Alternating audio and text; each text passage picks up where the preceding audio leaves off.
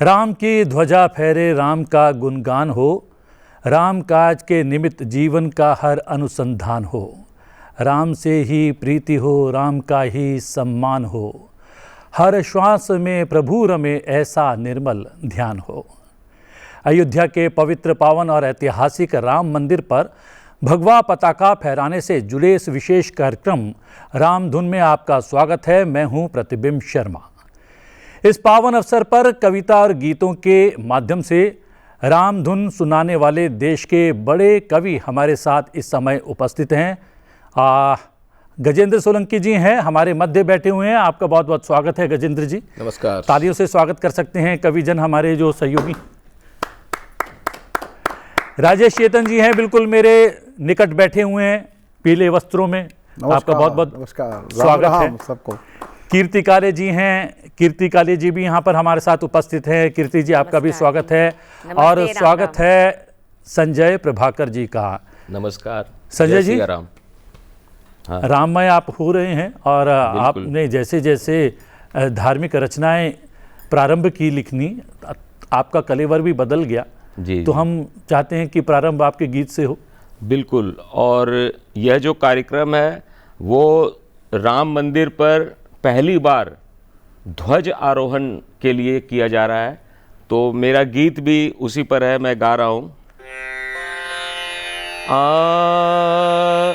आज वो शुभ दिन, शुभ पल, शुभ मुहूर्त आया है। आज वो शुभ दिन, शुभ पल, शुभ मुहूर्त आया है। राम लला के मठ पर भगवा ध्वज लहराया है। हाँ जी हाँ, ध्वज लहराया है। सहनशीलता, संस्कार, मर्यादा का ये ध्वज है। इसका लहराना मंदिर पर मित्रों नहीं सहज है। निरख निरख कर सरयू का भी, निरख निरख कर सरयू का भी मन हर्षाया है। राम लला के मठ पर भगवा ध्वज लहराया है। हाँ जी हाँ, ध्वज लहराया है। आज अयोध्या सजी है जूं कोई सजी नई दुल्हन हो। कहीं बजे मृदंग करे नर्तन कई कीर्तन हो। नमन उन्हें जिनने ये गौरव दिन लौटाया है। राम लला के मठ पर भगवा ध्वज फहराया है। हाँ जी हाँ, ध्वज फहराया है। दुनिया वालों तुम भी इस ध्वज के नीचे आ जाओ।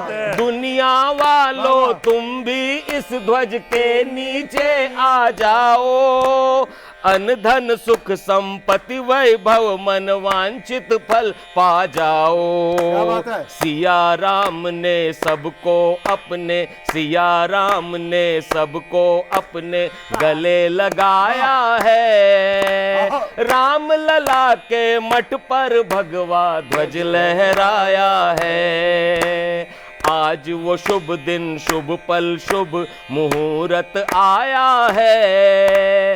राम लला के मठ पर भगवा ध्वज फहराया है। हाँ जी हाँ, ध्वज फहराया है। हाँ जी हाँ, ध्वज फहराया है। क्या बात है। जय श्री राम। गजेंद्र जी ये शुभारंभ तो बड़ा कमाल का हो गया। हाँ बिल्कुल हो गया। ध्वज पताका अपने आप में इतने महत्वपूर्ण क्यों होते हैं? अगर देश की बात करें गजेंद्र जी तब भी बहुत महत्वपूर्ण होते हैं। एक तरीके से नागरिकता का प्रतीक हो जाते हैं, हमारी पहचान हो जाते हैं। ऐसे ही धर्म पताका जो है किसी धार्मिक स्थल से कम महत्वपूर्ण नहीं होती। बिल्कुल सही कहा प्रतिबिंब जी। दरअसल क्या है कि मानव सभ्यता के इतिहास में एक सांस्कृतिक पहचान के रूप में लें या किसी राष्ट्रीयता की पहचान लें या किसी भी जिस तरीके के हमारे यहाँ अलग अलग राज्य हुआ करते थे, छोटे राज्य होते थे, सबका अपना अलग अलग ध्वज। अभी भी आर्मी के रूप में अलग अलग ध्वज होता है। तो एक अगर देखें तो धार्मिक रूप से हमारा केसरिया ध्वज जो है वो हिंदुत्व की, भारतीय संस्कृति की पहचान रहा है।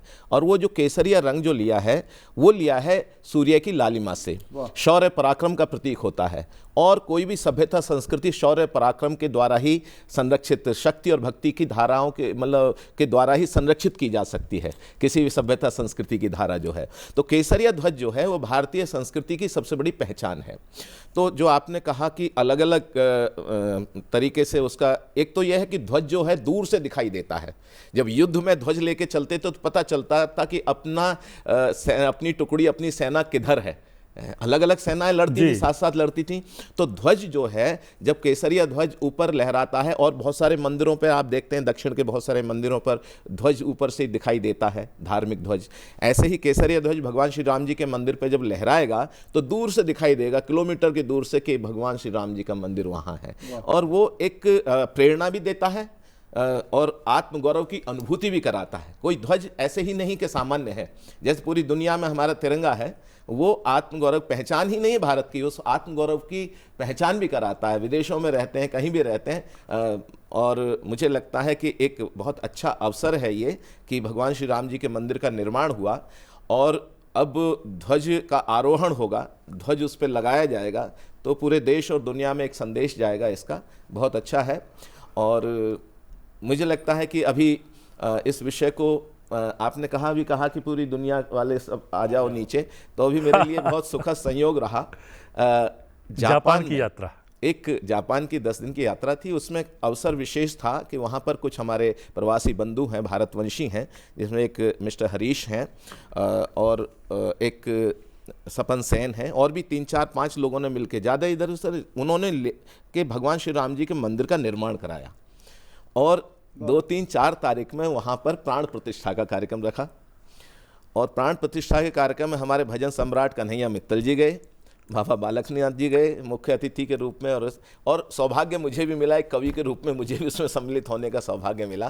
तो पूरी दुनिया में मैंने ये देखा कि जहाँ जहाँ भारतीय रहते हैं वो भारत की धर्म, सभ्यता, संस्कृति को संरक्षित करने के लिए बहुत निरंतर प्रयासरत रहते हैं। मैंने कभी कहा था कि भले हों दूरियां कितनी मगर मन पास रहता है, कभी यादें वतन में कोई जज्बा खास रहता है, और समंदर पार भी माँ की दुआएं साथ रहती हैं, प्रवासी हर हृदय में हिंद का एहसास रहता है। क्या बात। और जमी होती है अपनी और गगन अपना ही होता है, हवाएं, फूल, खुशबू और चमन अपना ही होता है, बसा लें घर कहीं और किसी मिट्टी के हो जाएं, मगर है सच यही अपना वतन अपना ही होता है। तो एक गीत मैं भी सुना देता हूं, जब आपने बोलने का अवसर दे दिया है मुझे। क्या बात है। तो गीत क्या है, मंदिर निर्माण के उपलक्ष्य में लिखा था मैंने। मंचों पर ज़्यादा उसको अभी मतलब प्रस्तुति नहीं की है, लेकिन उसका संगीतबद्ध भी कर दिया है उसको। लेकिन आज ये अवसर ऐसा है तो मुझे लगता है उस गीत को सुनाना यहाँ सार्थक होगा। यानी कि अगर ये कोई प्राइवेट चैनल होता तो ब्रेकिंग करके हम लोग लगातार चला सकते थे। पहली बार हमारे चैनल हाँ चला सकते हैं, अभी भी चला सकते हैं, क्योंकि इसकी प्रस्तुति बहुत कम हुई है। उसके कई कारण हैं, मैं कभी फिर चर्चा करेंगे। मैं भगवान श्री राम जो हैं, आस्था, श्रद्धा, विश्वास, प्रेम, करुणा, दया, न्याय और सत्य के प्रतीक हैं, है नहीं। और बाकी चीज़ें जो हैं वो राष्ट्रनीति के पर्याय हैं, राजनीति से ज़्यादा राष्ट्रनीति के पर्याय हैं, भारतीय संस्कृति के पर्याय हैं, भारतीय धर्म, सभ्यता, संस्कृति के पर्याय हैं। तो उसको लेकर मैंने ये गीत लिखा है, मैं क्या बात प्रस्तुत करता हूँ। स्वागत पढ़िएगा। कि धारणा को मिल गया धाम बोलिए, मेरे साथ आइएगा थोड़ा। कि धारणा को मिल गया धाम बोलिए, भावनाओं को मिला जो नाम बोलिए, लगता नहीं है कोई दाम बोलिए, मन में जो भाव सरे आम बोलिए, मंदिर का रूप अभिराम बोलिए, राम लला ललित ललाम बोलिए, पूरा हो गया है संग्राम बोलिए, साधना का मिला परिणाम बोलिए, जप किया यदि राम नाम का नहीं, ऐसा जीवन तो किसी काम का नहीं, राम काज हेतु जो हुए हैं बलिदान, कार सेवकों को भी प्रणाम बोलिए, जय जय श्री राम बोलिए, जय जय श्री राम बोलिए। लोक संस्कृति संस्कार राम है। मेरे साथ यात्रा कीजिएगा, भावना की यात्रा कीजिएगा। लोक संस्कृति संस्कार राम है, ब्रह्म रूप दिव्य अवतार राम है। पीड़ाएं हजार उपचार राम है, तीनों ही तापों के उपचार राम है। मन है मलिन सुविचार राम है, कोटि कोटि भाव एक सार राम है। दीन दुखियों के अधिकार राम है। राम तो समय की सीमाओं से है परे, राम नाम लेके जन जग से तरे। बोलिए सुबह को और शाम बोलिए जय जय श्री राम, श्री राम बोलिए, जय जय श्री राम, श्री राम बोलिए। राम भारतीयता की पहचान है, राम भारतीयता की पहचान है। राम राष्ट्र चेतना के दिन मान प्रतिमान है। राम है विहान और स्वाभिमान है, राम वनवासियों के दिन मान है। राम जी जगत हेतु वरदान है, राम कर्ण कर्ण में विराजमान है। मन से पुकारिए तो आएंगे जरूर, मन से पुकारिए तो आएंगे जरूर। आशाओं की भोर प्रभु लाएंगे जरूर, बिगड़े बनेंगे सभी काम। बोलिए जय जय श्री राम, जय जय श्री राम, श्री राम बोलिए।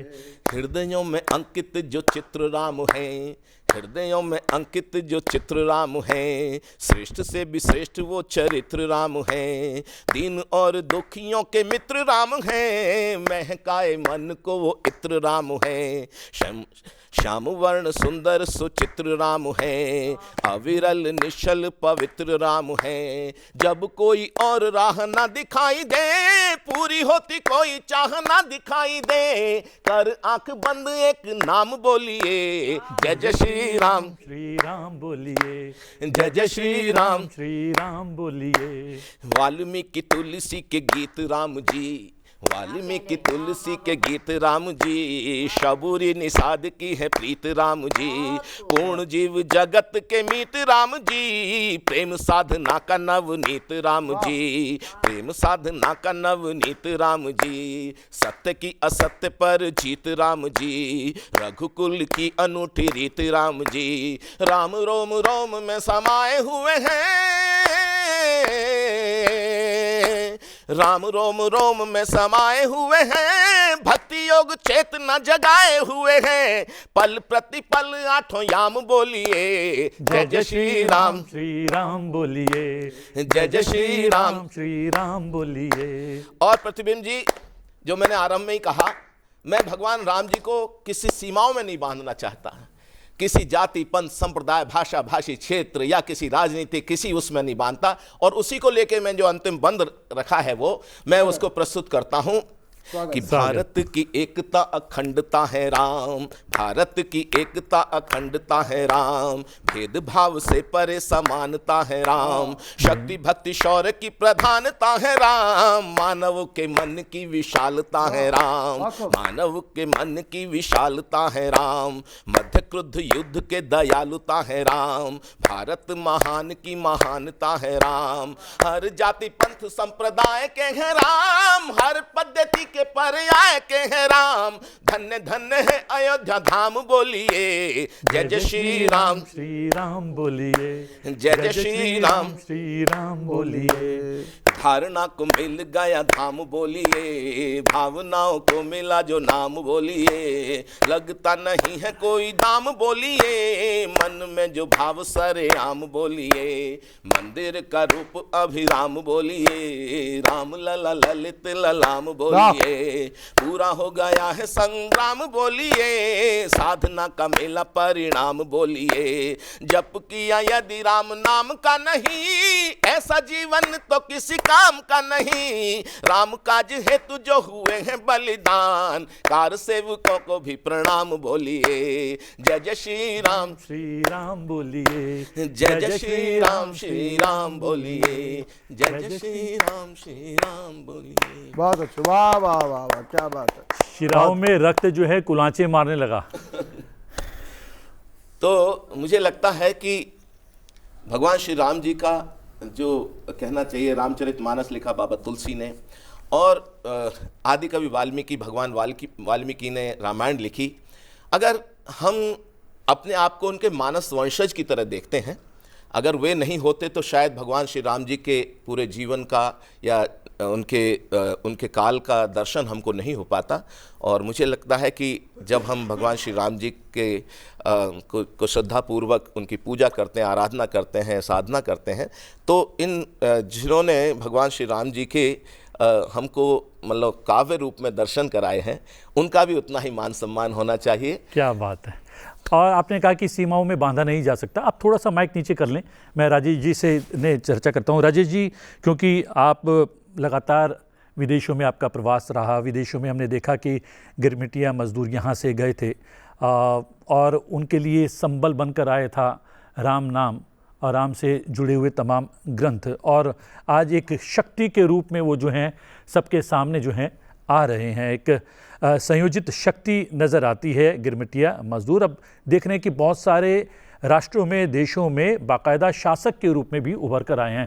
कितनी महिमा है राम नाम की। इसमें एक बात और जोड़ना चाहता हूं प्रतिबिंब जी।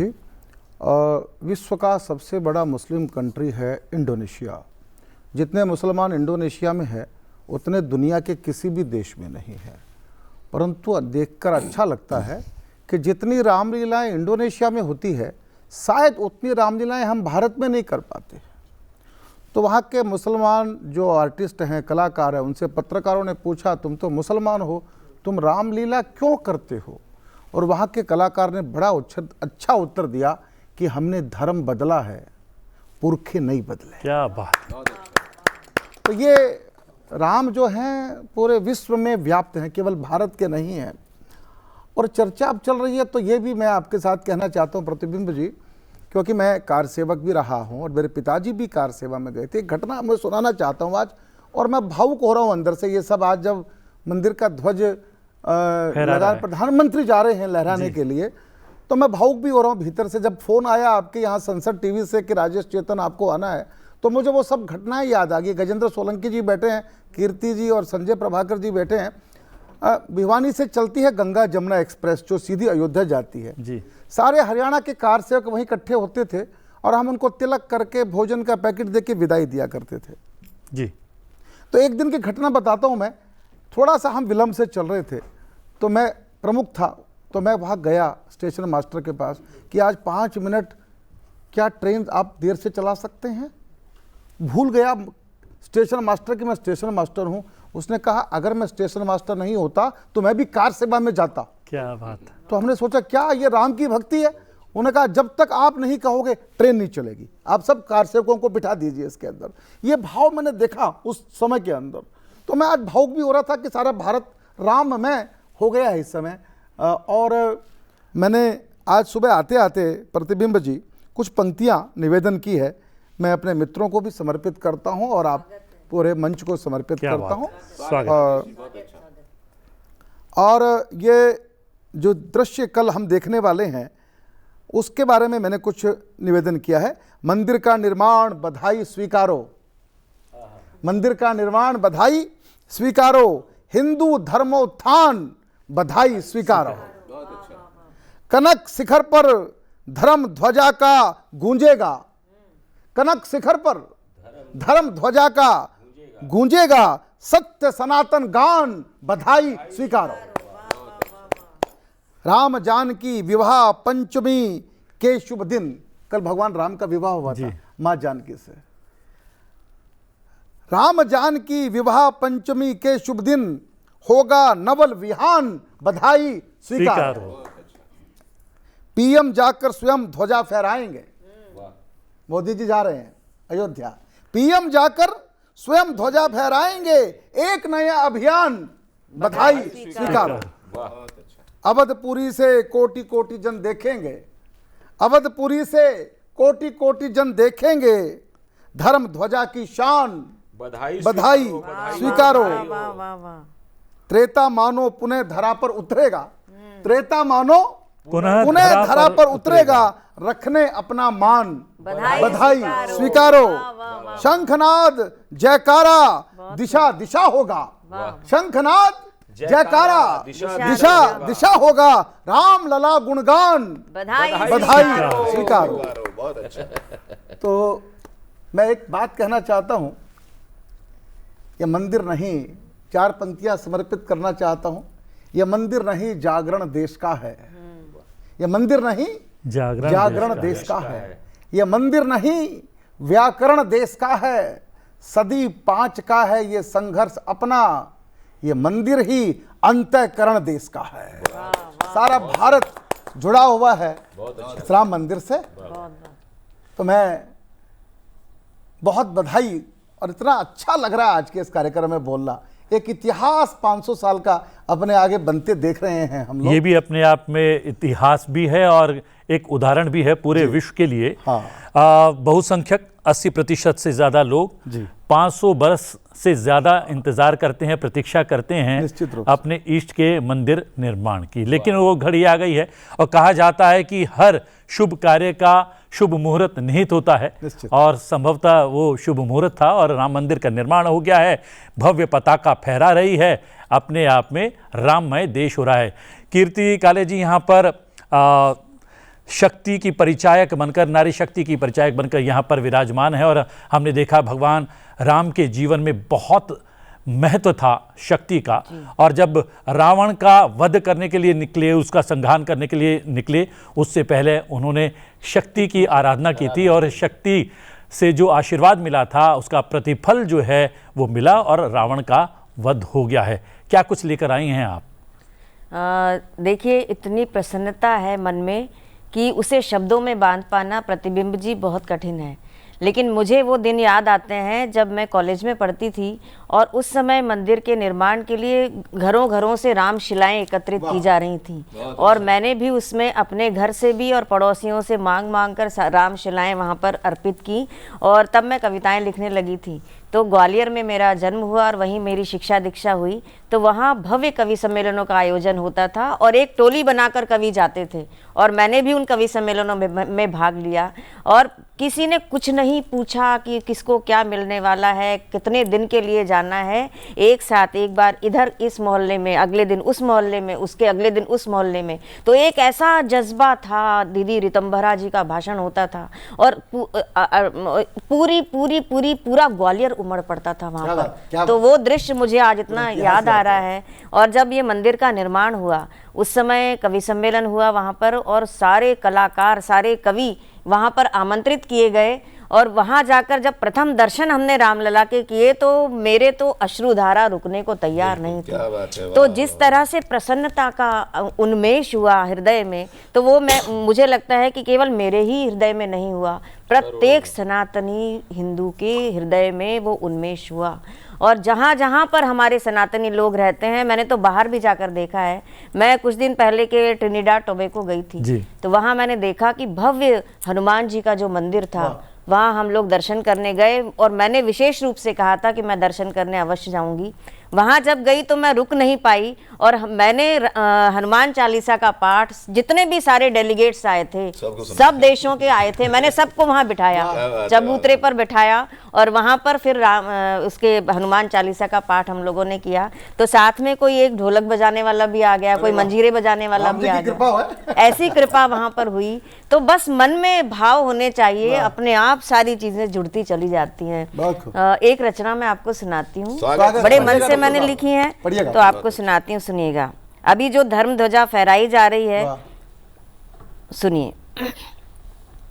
कि गंगा के तट से ये सरयू के तीर से, गंगा के तट से ये सरयू के तीर से, गंगा के तट से ये सरयू के तीर से, कावेरी यमुना गोदावरी के नीर से, एक ही उठी है आवाज सुबह शाम से, राम जी का मंदिर बना है धूमधाम से, राम जी का मंदिर बना है धूमधाम से, आओ जी घर घर में दीपक जलाएं, हर मन को पावन अयोध्या बनाएं, भगवे को लहराएं आन बान शान से, राम जी का मंदिर बना है धूमधाम से, राम जी का मंदिर बना है धूमधाम से, लंबी प्रतीक्षा का फल मिल गया है,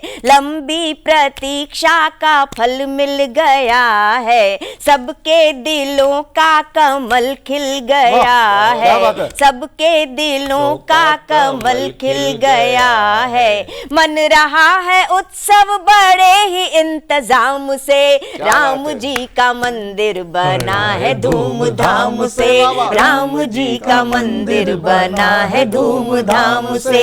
दीदी रितंभरा के भाषणों के ओज से, अटल जी कल्याण जी की राम भक्त सोच से, आडवाणी जी की सूझबूझ साम दाम से, राम जी का मंदिर बना है धूमधाम से, राम जी का मंदिर। आपकी तालियां फूटनी चाहिए, एक उत्सव मनना चाहिए। राम जी का मंदिर धूमधाम से, राम जी का मंदिर बना है धूमधाम से। बलिदान कोठारी बंधुओं का याद है, बलिदान कोठारी बंधुओं का याद है, जोशी जी के मन में पूरा आह्लाद है। सिंघल जी स्वर्ग में हुए हैं पूर्ण काम से, सिंघल जी स्वर्ग में हुए हैं पूर्ण काम से, राम जी का मंदिर बना है धूमधाम से, राम जी का मंदिर बना है धूमधाम से।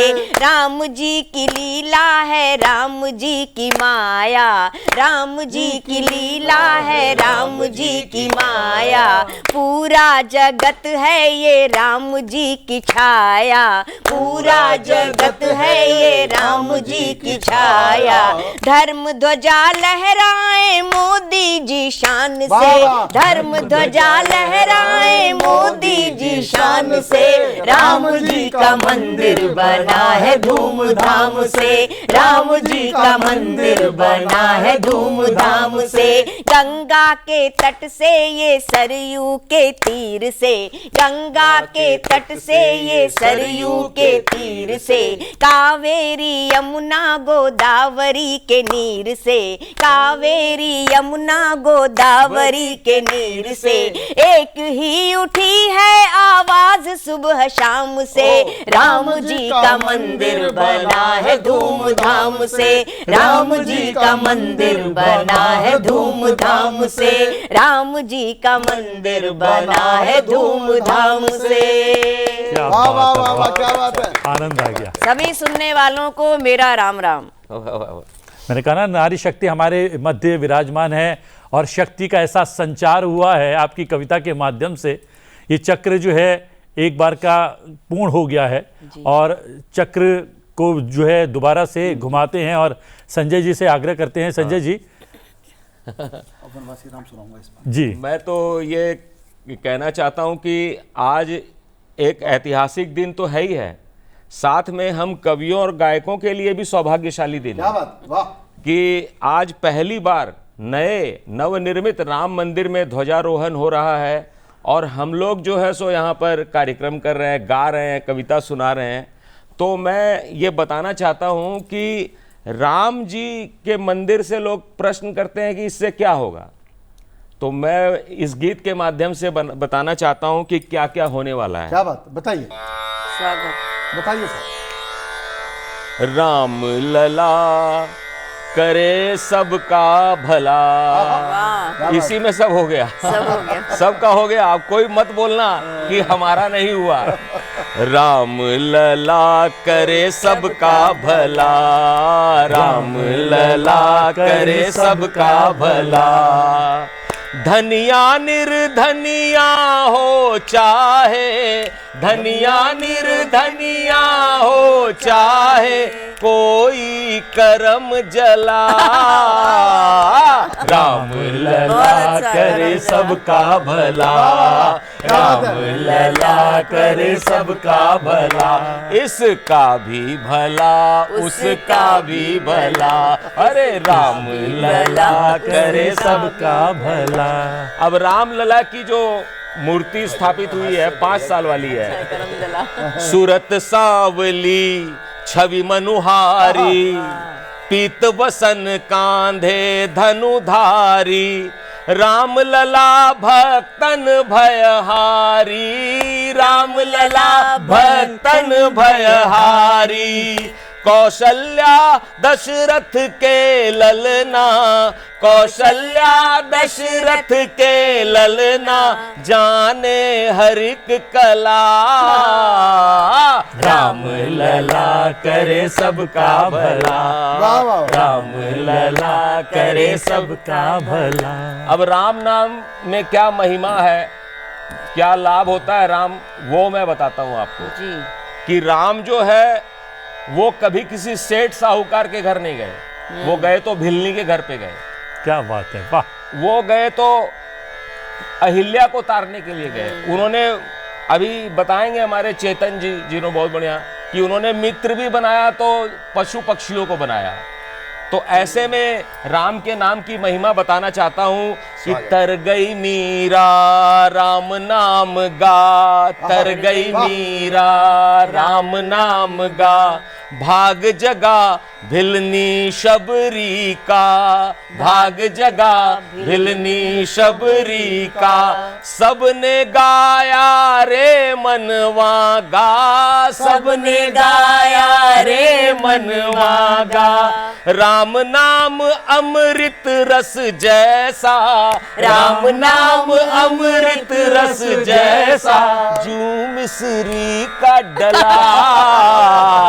राम लला करे सबका भला, राम लला करे सबका भला। और देखिए, राम जी चाहते तो वनवास को ठुकरा सकते थे, लेकिन उन्होंने किसको अपनाया, वनवास को ही अपना लिया और संसार का सारा दुख दर्द स्वयं में समेट लिया। लेकिन संसार के कल्याण के लिए उन्होंने क्या किया, देखिए क्या किया।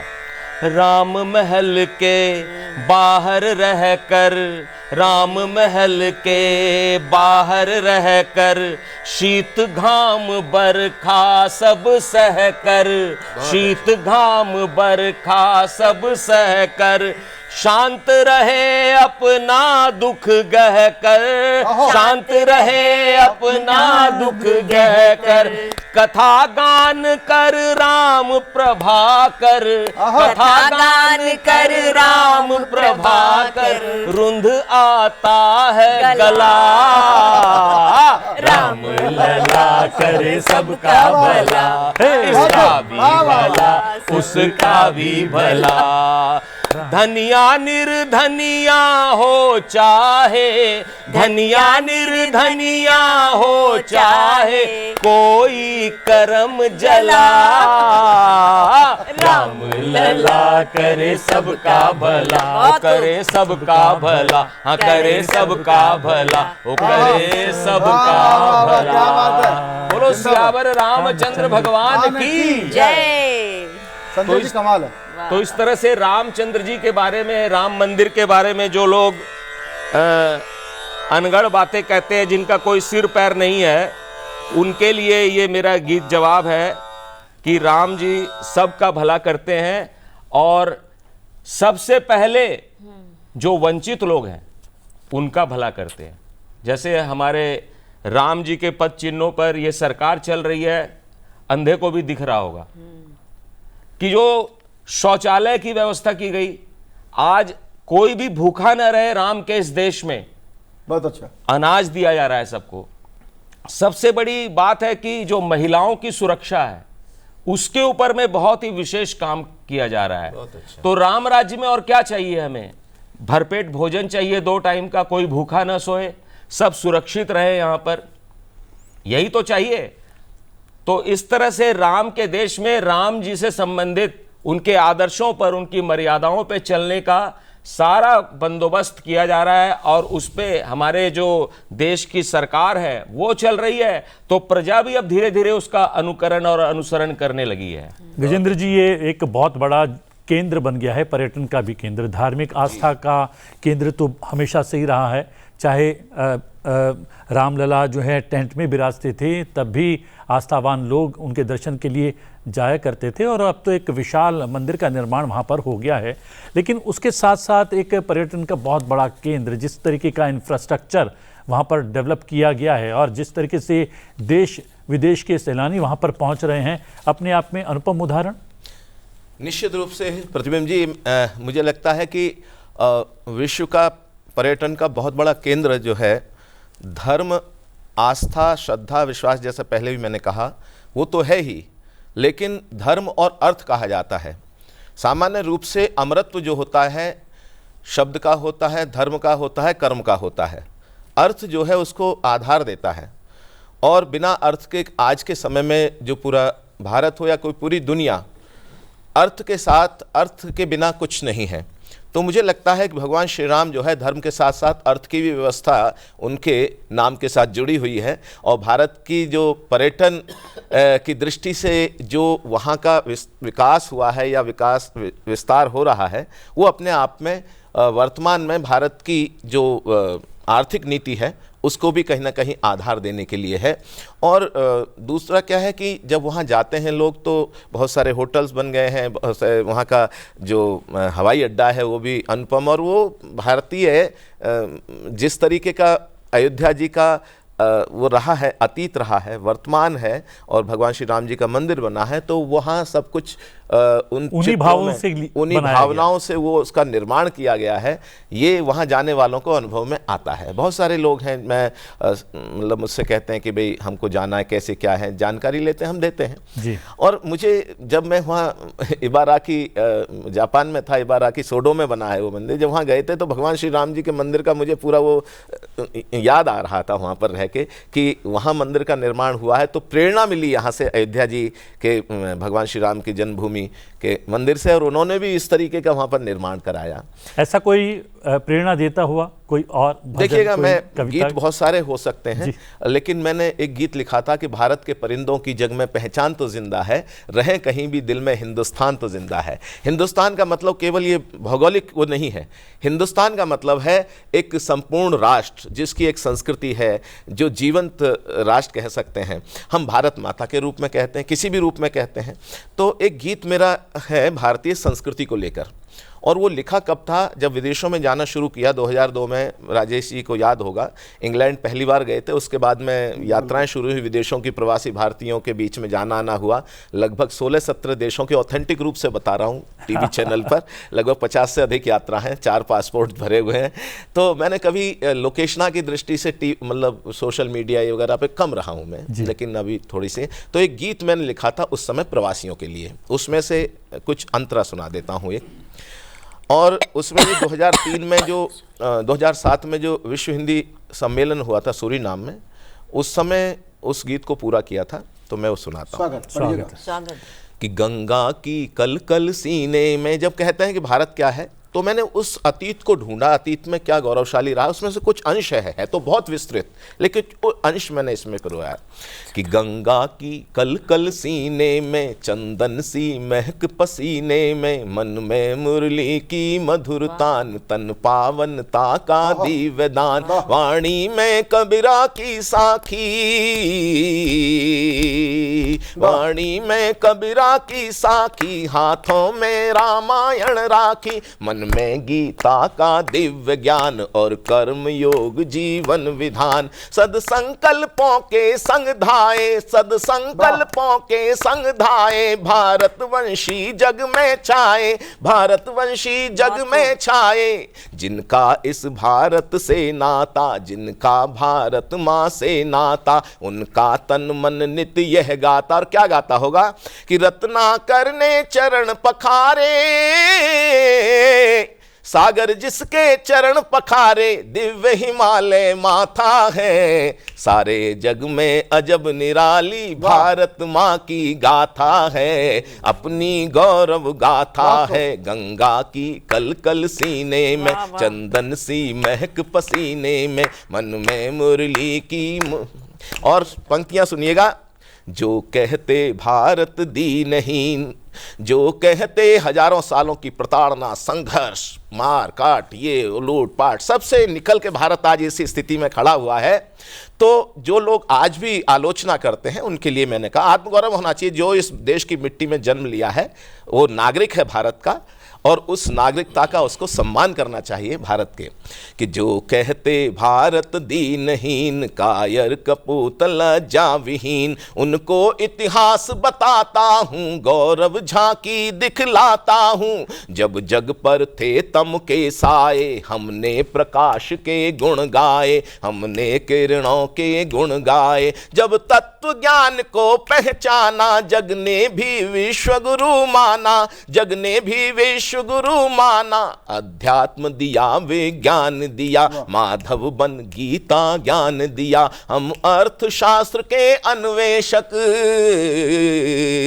हम अर्थशास्त्र के अन्वेषक, ज्योतिषी योग के उद्घोषक। हमने ही शून्य का ज्ञान दिया और दिव्य वेद वरदान दिया, और दिव्य वेद वरदान दिया। सागर मंथन पुरुषार्थ किया और योगक्षेम चरितार्थ किया। नालंदा हो या तक्षशिला मन को शिक्षा से दिया मिला। ऋषियों मुनियों के अनुगामी, हम राम कृष्ण के अनुगामी, हम महावीर के अनुगामी, हम अग्रसेन के अनुगामी, मानवता के हम सहगामी। सेवा सत्कार समर्पण है संस्कारों के हम चिर साधक, मां परम शक्ति के आराधक। और क्या है भारतीय संस्कृति का मूल तत्व, कि सेवा सत्कार समर्पण है, सेवा सत्कार समर्पण है। मानवता हित सब अर्पण है, मानवता हित सब अर्पण है। और जिसके आंचल में पलने को, जिसके आंचल में पलने को लेता जन्म विधाता है। सारे जग में अजब निराली भारत माँ की गाथा है। अपनी अनुपम गाथा है गंगा की कल कल सीने में, चंदन सी महक पसीने में। मन में मुरली की मधुर तान, तन पावनता का दिव्य दान। वाणी में कबीरा की साखी, हाथों में रामायण राखी। मन में गीता का दिव्य ज्ञान और कर्म योग जीवन विधान, और कर्म योग जीवन विधान। बहुत बहुत धन्यवाद अपने सभी श्रोताओं को, सभी दर्शकों को हमारी बहुत बहुत शुभकामना है। ये अद्भुत समय के अनंत प्रवाह में जो हम अपना कालखंड जी रहे हैं, हम देख रहे हैं, हम दृष्टा, हम साक्षी बने हैं उस अवसर के, जब भगवान श्री राम जी के मंदिर का निर्माण हो गया है और उससे ध्वजारोहण का कार्यक्रम हमारे माननीय प्रधानमंत्री जी कर रहे हैं, और भी सभी साधु संत महात्मा और पूरे देश के ऐसे लोग जो धर्म संस्कृति के संवाहक हैं या उसको किनारे बांधने का कार्य कर रहे हैं। सभी को बहुत बहुत प्रणाम, धन्यवाद। प्रेरणा देता रहेगा ये मंदिर हमेशा। युगों युगों से हम लोग इसका इंतज़ार कर रहे थे, इसकी प्रतीक्षा कर रहे थे। लेकिन एक राम जी के अगर जीवन की बात करें तो वो एक राजमहल का जीवन व्यतीत कर सकते थे, उनके लिए बहुत सुलभ था। लेकिन उन्होंने वन जाना जो है वो स्वीकार किया। उससे जुड़ी एक बहुत ही महत्वपूर्ण कविता आपकी है। अलग अलग मंचों पर अलग अलग लोगों के द्वारा मैंने वो कविता सुनी है। वो कविता यहाँ पर साझा करें तो ये पूरा आयोजन जो है वो विशेष बन जाएगा। मैं करता हूँ। बहुत बहुत धन्यवाद। अच्छा गीत है, बहुत अच्छा, बहुत बहुत धन्यवाद। बहुत अच्छी कविता, बहुत लोकप्रिय भी है इनका ये गीत। और इतना भावुक हो चुका हूँ मैं, बार बार मेरी आंखों से आंसू निकल रहे हैं, क्योंकि मैं सोचा नहीं था कि ऐसा दिन भी कभी आएगा कि हम स्टूडियो में बैठ के भगवान राम का गुणगान इस प्रकार से करेंगे। मित्रों, एक गीत सुनाता हूँ, एक कविता सुनाता हूँ, और वो उसकी भूमिका में 2 पंक्तियां पढ़ना चाहता हूँ। स्वागत, बहुत अच्छा जी। राम वन गए तो राम बन गए। वाह वाह, बहुत अच्छा, बहुत खूब, वाह वाह वाह। बन गए तो बन गए। अब आप रचना को सुनिएगा। माता पिता की आज्ञा का तो केवल एक बहाना था। बहुत अच्छा। माता पिता की आज्ञा का तो केवल एक बहाना था। मातृभूमि की रक्षा करने प्रभु को वन में जाना था। वाह वाह वाह वाह। याद होगा जब राम मंदिर का आंदोलन चल रहा था तो इस देश में मंडल और कमंडल की बातें होती थी। आरक्षण के नाम पे हमने हिंदुस्तान को आग लगाई। हरियाणा फूका, पंजाब फूका, राजस्थान फूका। राम जी का आरक्षण क्या था मैं बताता हूं। किसने गंगा तट पर जाकर केवट का सम्मान किया। बहुत अच्छा। ओ निषाद को किसने अपनी मैत्री का वरदान दिया। गिद्धराज को प्रेम प्यार से किसने गले लगाया था। भिलनी के बेरों को किसने भक्ति भाव से खाया था। बहुत अच्छा। वनवासी और दलित जनों पर अपना प्यार लुटाना था। वाह, वाह, वाह, माता पिता की आज्ञा का तो केवल केवल एक एक बहाना बहाना था। बहुत खूब, बहुत खूब वनवासियों के लिए क्या किया। जी। बलशाली वानर जाति तो पर्वत पर ही रह जाती। क्या बात। बलशाली वानर जाति तो पर्वत पर ही रह जाती, बाली के अत्याचारों को शायद चुप ही सह जाती। प्रभु ने मित्र बनाए वानर, जंगल पर्वत जोड़ दिए, जाति और भाषा के बंधन पल भर में ही तोड़ दिए। जन जन भारत का जुड़ जाए प्रभु ने मन में ठाना था, और माता पिता की आज्ञा का तो केवल एक बहाना था। बहुत अच्छा। लोग कहते हैं ताजमहल मोहब्बत की निशानी है, मैं कहता हूं थोड़ा ठीक कर लीजिए। शाहजहां ने मुमताज के मरने के बाद 3 शादियां और की, इसका नाम मोहब्बत है क्या? मोहब्बत की कोई निशानी है तो राम सेतु है। हमारे प्रभु राम ने सीता जी की याद में समुद्र के सीने पर पुल बना दिया, मोहब्बत की निशानी वो है। बहुत अच्छा, अगर प्यार करना है तुमको राम सिया सा प्यार करो, वनवासी हो गई पिया संग सीता सा व्यवहार करो। जंगल जंगल राम भटकते सीता को किसने देखा, अश्रुधार नैनों से बरसे विधि का ये कैसा लेखा। राम सिया का जीवन ही तो प्यार भरा नजराना था। वाह, माता पिता की आज्ञा का तो केवल एक बहाना था। बहुत अच्छा। लंबी रचना है साहब, लेकिन आखिरी में कहना चाहता हूं, बहुत अच्छा। राम कथा का आधार कविता है, राम कथा का आधार कवि है। मैं कुछ पंक्तियां निवेदन करना चाहता हूं। क्या बहुत बात अच्छा। स्वागत अच्छा है। स्वागत। वाल्मीकि रत्नाकर होते रामायण ना कह पाते। बहुत खूब। वाल्मीकि रत्नाकर होते रामायण ना कह पाते, तुलसी पत्नी भक्ति में ही जीवन यापन कर जाते। रामानंद ना सागर होते। क्या लोग कहते हैं कोविड में भारत का पहला लॉकडाउन हुआ, गलत कहते हैं लोग। भारत का पहला लॉकडाउन कोविड में नहीं हुआ। जब दूरदर्शन पर रामायण नाम का धारावाहिक आया करता था तो सारा भारत अपने आप बंद हो जाया करता था। पहला लॉकडाउन वो था भारत का, असली लॉकडाउन। वाल्मीकि रत्नाकर होते रामायण न कह पाते, तुलसी पत्नी भक्ति में ही जीवन यापन कर जाते। रामानंद ना सागर होते, राम कथा ना दिखलाते। कलयुग में त्रेता झांकी के दर्शन कभी ना हो पाते। अच्छा है, वाह। तो कवियों की यहां से संजय प्रभाकर जी, कीर्ति काले जी, गजेंद्र सोलंकी जी और प्रतिबिंब जी, कवियों की वाणी को प्रभु ने धरती पर गुंजाना था। माता पिता की आज्ञा का तो केवल एक बहाना था। माता पिता की। बहुत अच्छा रहा। दर्शकों, मैं क्या बताऊं कि आज के इस कार्यक्रम में मैं कितने आनंद से विभोर हो गया हूं, और प्रतिबिंब जी की बड़ी कृपा बरस रही है आज कि आज इस प्रकार की टीम इन्होंने बुलाई है। जो चर्चा हुई है भागवत चर्चा की, सच में आज का जीवन धन्य कर दिया आपने। मेरे दादा, मेरे परदादा, मेरे लक्कड़ दादा चले गए, राम मंदिर देख नहीं पाए। वाह वाह वाह। चले गए, मेरे पिताजी कार से वक्त चले गए, लेकिन मैं भाग्यशाली हूं, बहुत अच्छा। और मेरी संतान भाग्यशाली है कि वे अपनी आंखों से प्रधानमंत्री को देखेंगे कल ध्वज लहराते हुए, धर्म ध्वजा फहराते हुए। इससे बड़ा सौभाग्य क्या हो सकता है हमारा। सही बात। तो मैं सबको, सब राम भक्तों को इस अवसर पर बधाई देना चाहता हूं।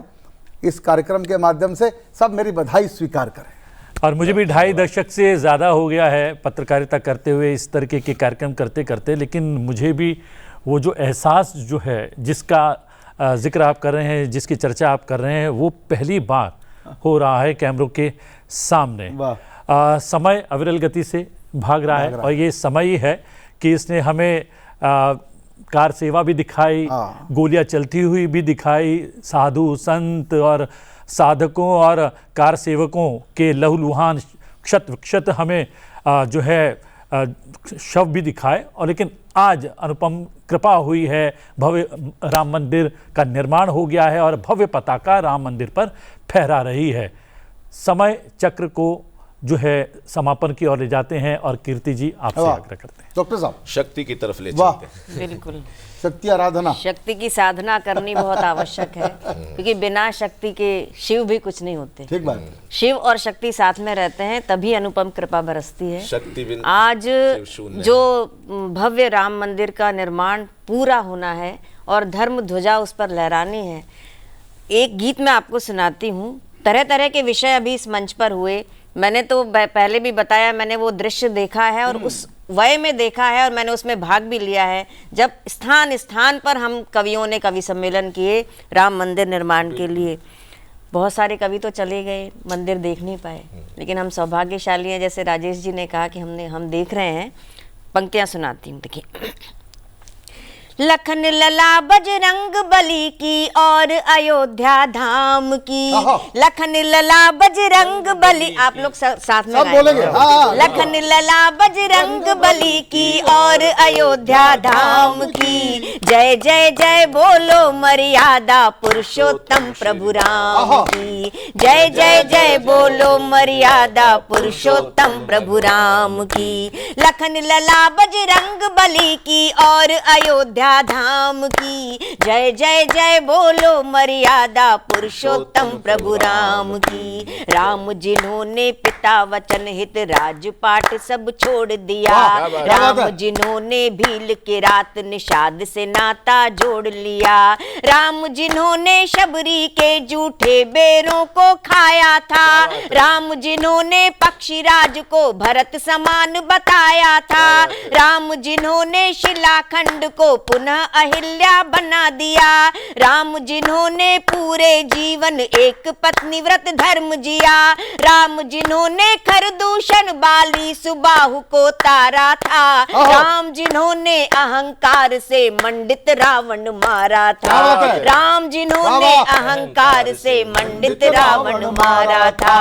हनुमान के सीने में छवि रहती जिस निष्काम की, जय जय जय बोलो मर्यादा पुरुषोत्तम प्रभु राम की, जय जय जय बोलो मर्यादा पुरुषोत्तम प्रभु राम की। और प्रभु राम के साथ सीता मैया भी वन वन गईं, उनका भी बहुत बड़ा योगदान है। तो सीता मैया क्या थी? हैं कि सीता मैया जनक दुलारी श्री राम की परछाई, धनुष भंग के बाद में राम के साथ में अवधपुरी आई, प्राण जाए पर वचन न जाए रघुकुल रीत निभाने को, राम चले जब मात पिता की आज्ञा से वन जाने तो, जहाँ राम है वहीं जानकी कहा सिया ने दृढ़ता से, मैं भी वन में साथ चलूंगी बोला बड़ी निडरता से, वन के सारे कष्टों को हंसते हंसते स्वीकारा था, वन के सारे कष्टों को हंसते हंसते स्वीकारा था,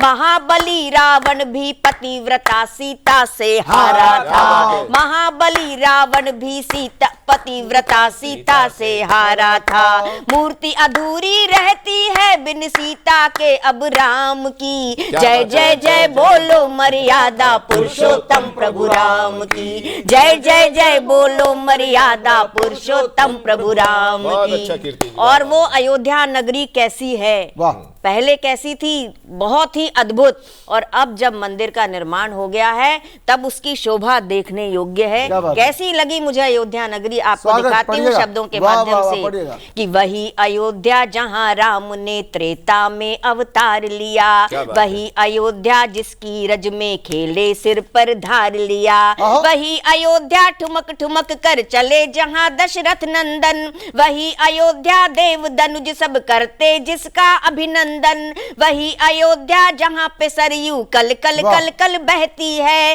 वही अयोध्या सदियों से जो राम कहानी कहती है, वही अयोध्या रामचरितमानस तुलसी ने जहाँ लिखा, वही अयोध्या रामचरितमानस तुलसी ने जहाँ लिखा, वही अयोध्या राम राज जिसको सारा साकार दिखा, वही अयोध्या राम राज जिसको सारा साकार लिखा। और एक पंक्ति सुनाती हूँ, पूरी कविता एक तरफ और ये पंक्ति एक तरफ, सुनिएगा कि वही अयोध्या राम राज जिसको सारा साकार लिखा, इंद्रपुरी भी जिसके आगे लगती एक छदाम की, इंद्रपुरी भी जिसके आगे लगती एक छदाम की, जय जय जय बोलो मर्यादा पुरुषोत्तम प्रभु राम की, जय जय जय बोलो मर्यादा पुरुषोत्तम प्रभु राम की, जय जय जय बोलो मर्यादा पुरुषोत्तम प्रभु राम की, जय श्री राम, जय श्री राम। जी हाँ, पूरा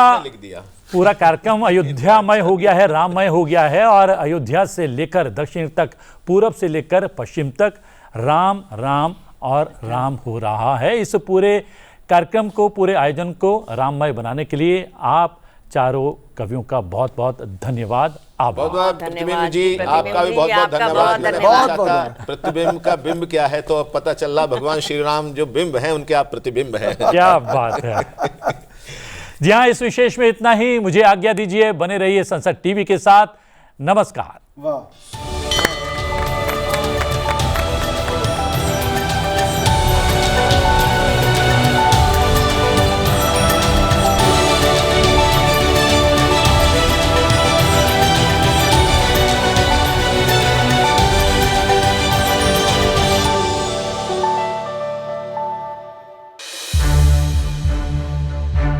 To watch more programs of Sansad TV, subscribe to our YouTube channel and don't forget to like and share them.